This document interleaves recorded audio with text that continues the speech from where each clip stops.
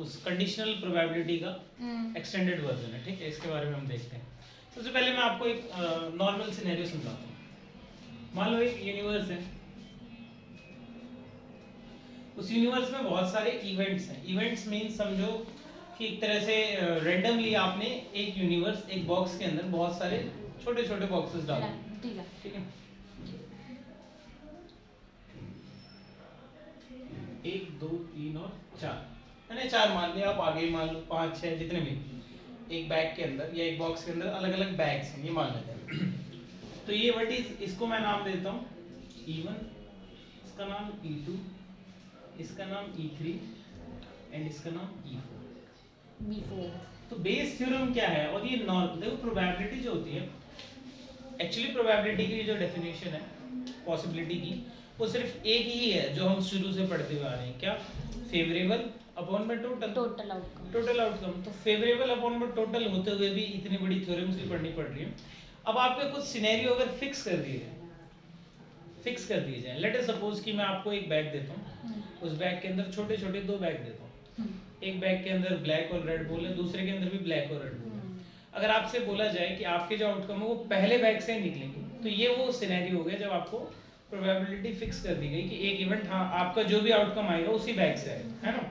तो अब Bayes theorem क्या कहता है कि अगर मैं इन सभी बैगों में से, इन सभी इवेंट्स में से, ये सारे मेरे बैग हैं, इनके अंदर मैं कुछ कंडीशन लगा देता हूँ। लेट अस सपोज मैं इसके अंदर दो तरीके की बॉल रख देता हूँ, एक ब्लैक और एक रेड। इसके अंदर भी ब्लैक और रेड, ठीक है। Now I have to get the, क्या वो, I have to get the red ball from event one, मतलब पहले बैग से रेड बॉल आने की क्या प्रोबेबिलिटी है ना आपके इस सिनेरियो में। तो आप ये बोलोगे पहले वी टोटल जो प्रोबेबिलिटी है, टोटल प्रोबेबिलिटी थ्योरम, वो क्या कहता है। आपको अगर मैं बोल दूं कि मुझे सिर्फ ये वाला पार्ट चाहिए, रेड, है ना, मतलब मुझे बॉल तो लाल चाहिए, मतलब ये फिक्स कर दिया गया कि आपके जो आउट, वो जो बाहर निकलेगी वो रेड बॉल निकलेगी। तो इट सिंपली मींस आप इसी ब्लॉकेज में से निकाल सकते हैं। ये सारा एरिया किसका है? रेड बॉल का। अच्छा, ब्लैक वाले में इसके ऊपर ऑलरेडी लिख चुका हूं, तो ब्लैक में से तो निकलेगा नहीं। इट मींस अगर मुझे रेड में से चाहिए तो मुझे इतने पार्ट में तो चाहिए होगा, है ना। तो इतने पार्ट में भी चाहिए होगा, तो मुझे इस पार्ट की अगर प्रोबेबिलिटी निकालनी है, इस पार्ट को अलग से ड्रॉ कर देता हूं। मैं आपको बोलता हूं कि ये आपका एक बक्सा था E1 और ये पार्ट इसका रेड है, वेन डायग्राम से समझते हैं। तो what is the probability of getting red from E1? What is the probability? It is simple R upon E1, R upon E1। But conditional probability की वजह से अब बेस थ्योरम जब हम लगाएंगे तो आगे हमारे पास क्या सिनेरियो है, क्योंकि ये बक्सा किसी और बक्से के अंदर है, तो इस बक्से तक पहुंचने के लिए आपको कुछ ना कुछ प्रोबेबिलिटी लगानी पड़ेगी कि मैं क्या परसेंट चांसेस है कि मैं इस E1 को ही चुनूं। हो सकता है मैं किसको चुन लेता, E2 को चुन लेता। बट अगर आप फिक्स हो गए कि हाँ आप E1 को ही चुनेंगे, उसके बाद रेड की प्रोबेबिलिटी क्या हो जाएगी, R upon E1। तो इन्हीं सभी चीजों को अगर मैं कंबाइन करके लिखूं तो वो कुछ ऐसे लिखा जाएगा,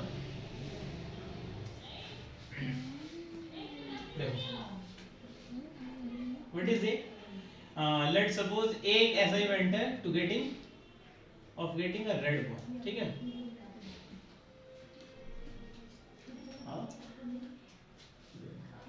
ठीक है, ओके।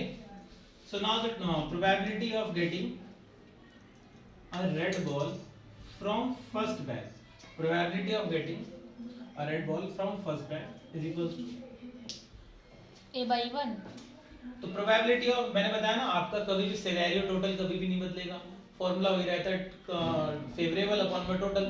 तो मैं बोलूं इसके फेवर में कौन है, तो आप बोलोगे सिर्फ ये वाला वो पार्ट है, ये वाला वो पार्ट है जो इसके फेवर में, getting a red ball from bag one, this is the only favourable part. तो मैं बोलूंगा इसका आउटकम अपॉन में टोटल आउटकम।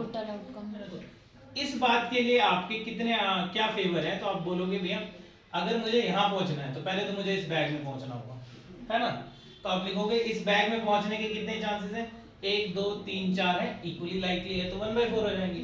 तो मैं लिख लेता हूँ पहले तो आपको प्रोबेबिलिटी ऑफ E1 पता होनी चाहिए। What is E1? E1 is the condition where you will get in the first bag, okay. तो प्रोबेबिलिटी ऑफ गेटिंग E1, अगर आप इस बैग में पहुंच गए उसके बाद भी ये जरूरी नहीं है ना कि आप रेड पे पहुंचोगे, आप ब्लैक पे भी तो पहुंच सकते हो। तो इस बैग में एंटर करने के बाद भी अगर आपको रेड बॉल पे पहुंचना है तो इनटू में प्रोबेबिलिटी ऑफ रेड बॉल, ये मैंने लिख दिया, getting red ball upon B, है ना, getting the red ball divided by, okay. Now ये होल एरिया, क्योंकि मुझे रेड बॉल ही मिली है तो रेड बॉल के फेवर में ये सारे, तो आपका जो टोटल आउटकम हो जाएगा वो कुछ ऐसा हो जाएगा दिस अपॉन में this plus this plus this plus this. तो मैंने बताया ना फॉर्मूला वही है, फेवरेबल अपॉन में टोटल। बस केस क्या चेंज हो गया, जो छोटी क्लासेस जो होती है 9 10 में उसमें आपको ये पूरा एक बक्सा दे, बट आपको यहाँ पर दे रखा है कि ये एरिया आपको कैसे आप इसके लिए फेवरेबल और टोटल लिखते हो, इस बात के ही लिए थ्योरम बना रखी है। तो आप बोलोगे कि अगर मुझे इस टोटल का चाहिए तो मैं बोलूंगा ये जमा ये जमा ये जमा ये।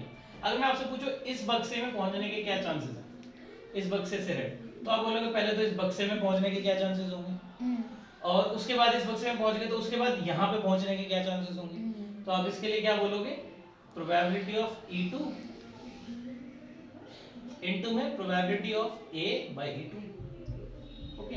Probability of getting in A E2, अगर E2 में पहुंच भी गया तो उसके बाद भी रेड पे पहुंचने के चांसेस है। सेम इसी तरह प्रोबेबिलिटी ऑफ E3 इनटू में probability of getting the red from E3 plus इसके टोटल में तो इसको भी काउंट करेंगे ही करेंगे। जैसे कि अगर मैं एक डाइस फेंक दूं और मैं बोलूं आपको 5 आने की क्या प्रोबेबिलिटी, तो आप बोलोगे 1/6। तो इसका ये मतलब थोड़ा ना कि आप 5 को छोड़ दो, टोटल में इसको काउंट करो, तो टोटल में आप इसको भी काउंट करोगे। तो अमोन में